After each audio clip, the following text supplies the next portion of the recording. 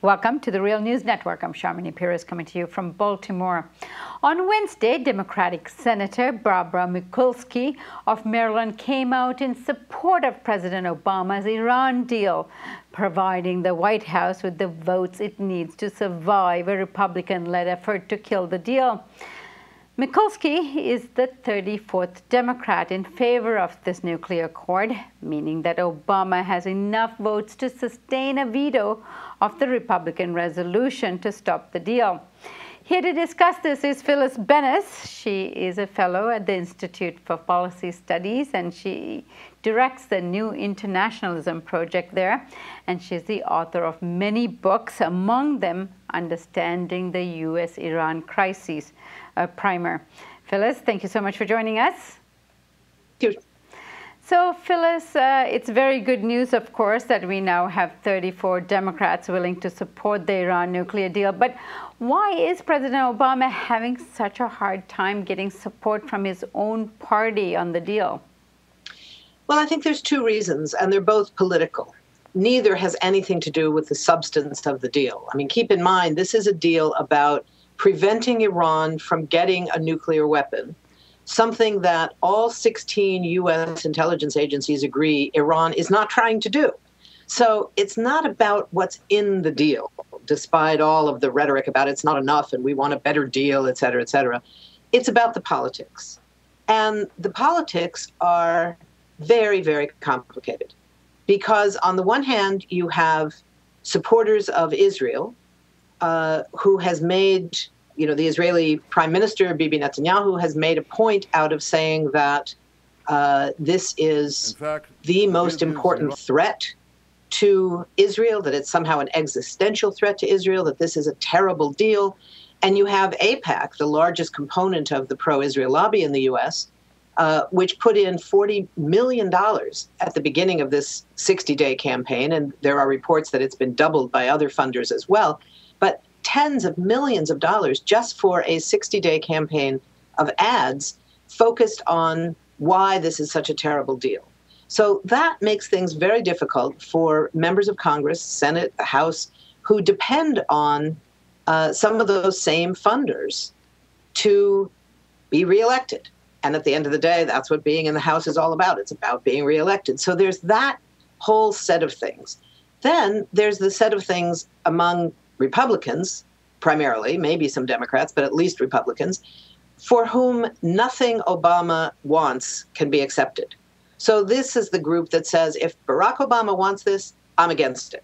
And they want it to fail because Obama wants it to succeed in the interests of his legacy, in the interests of avoiding a future war, et cetera. So those two political reasons are why it's so difficult to get support. It's not about what actually is in this very important but really quite narrow agreement between Iran and the 6 world powers, now endorsed by the UN Security Council as a whole. So it is really unfortunate that such an important foreign policy achievement has become a partisan issue with the Republicans, Indeed. And especially the Republican presidential candidates now just lining up against a deal. Let's have a look at what one of the Republican presidential candidates, Marco Rubio, had to say about the deal. On my first day as president, we're going to reimpose them. I said it earlier today here in South Carolina. People who vote for me will know they are voting to repeal the deal with Iran on day number 1. Not just impose the American sanctions that we have in place, increase them, and back it up with a credible threat of military force. In essence, as long as you're spinning centrifuges, we will have crippling sanctions on you. And if you try to build a weapon, we will destroy your program. So, Phyllis, if we are to believe Marco Rubio's of the world, so according to him, if this bill is even passed and it becomes veto-proof, the future U.S. administrations could undo all this important diplomatic work that's been done by not only the U.S. but P5+1, and really derail this great political and diplomatic achievement. What do you make of that? Well, it's a very dangerous kind of threat to make lightly. And of course, we're seeing it from a number of presidential candidates and others. the problem we face here is that this is not a resolution of the Congress. This is an agreement signed by governments, by the heads of state or heads of government in these 6 countries, now endorsed by the UN Security Council. This is not a treaty that requires Senate ratification. The resolution that will come before the Congress, both the Senate and the House, is whether to disapprove of this resolution or not. So if they vote to disapprove it, certain consequences happen.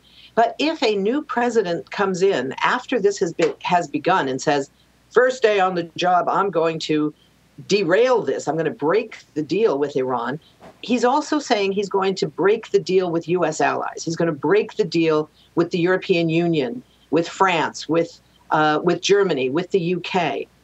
This is what that threat represents. I'm going to break the deal with Russia and China and tell them that they can do whatever they want because we're going to do whatever we want. You know, it's an extraordinary thing. This is not just a deal with Iran. This is a global agreement which Iran has negotiated with 6 major powers, one of which is the U.S. So the notion that members of Congress can get up and say, you know what, we don't like it. We think there should be a better deal. Where that boat has sailed, there's not going to be a better deal, which by their standards would mean a complete surrender on the part of Iran to something. But this is a deal that has amazing potential. It's quite narrow. It only deals with Iran's potential capacity if they ever decided to build a nuclear weapon. It would prevent that. It would prevent all the various ways Iran might consider in the future, if they ever chose to, of producing enough enriched uranium or plutonium to build a nuclear weapon. It would make that impossible. And it would, crucially, begin the process of lifting the crippling sanctions that have ruined the Iranian economy, and particularly the economic interests, the financial realities for the vast majority of ordinary people in Iran. So it's huge, but it's very, very narrow. What it lays out as a potential gain is not so narrow. Potentially, this could lead to the expansion of what is now a narrowly defined non-proliferation effort, preventing Iran from ever, if it chose, building a nuclear weapon, to a real nuclear disarmament possibility in the form of creating a nuclear weapons-free zone throughout the Middle East, something that Iran has said it wants, that all the countries in the Middle East want, with the exception of Israel. And because of the Israeli position, the U.S. says, we don't want it. This could change that. Crucially, this could lead to a new level of diplomatic and negotiations involving the U.S. and Iran aimed at ending the war in Syria. That's at the root of so much of the violence that's now spreading across the Middle East. So there's enormous potential. But this agreement, as it was agreed to and now protected today, we now have 34 members of the Senate who are prepared to uphold the agreement, uphold the veto that would be required. In that situation, we have the possibility for not just this narrow agreement going forward, but maybe something much broader for the future. And that's hugely important. At the end of the day, this is a victory for diplomacy over war. It shows that diplomacy is possible. It shows that diplomacy works. And what we see is the use of military force in the wars that are ravaging the region are simply not working. So this should be a lesson for what is necessary to end tensions, to end wars, that we need diplomacy. That's the lesson of the Iran deal.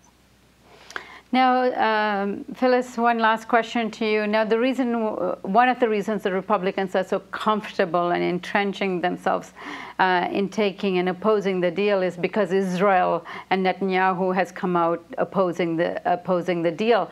Now, is there any way that you see bridging the divide as far as this political moment in U.S. history?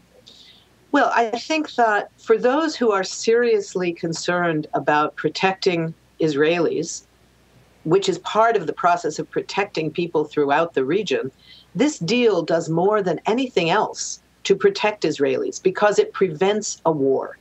Israelis would be in great jeopardy if there were to be a war against Iran.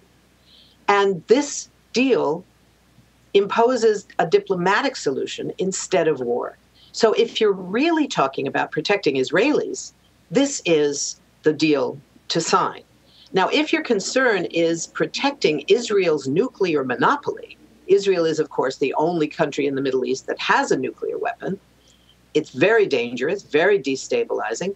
If Iran ever in the future decided to build a nuclear weapon, it would threaten it would threaten Israel's nuclear monopoly. It would not threaten Israel's existence. It would threaten the nuclear monopoly. If that could be more public and more understood, I think there would be less of a freak out, if you will, about the effect of this deal on Israel. It protects Israelis. Now, the problem, what we see is that the U.S. response is likely to not be that, but rather is likely to be further arming of the Israeli military. We're already hearing that the current $3 billion or $3.1 billion a year that the U.S. gives in our tax money directly to the Israeli military is about to go up to $4.7 billion a year, $47 billion to replace the current $30 billion grant for 10 years for the next period of time.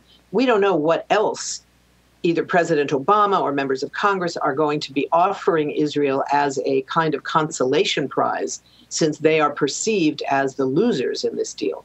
The reality is they're not losers. No one in the Middle East region is a loser from this deal. Everybody wins, because everyone is safer when we use diplomacy instead of war.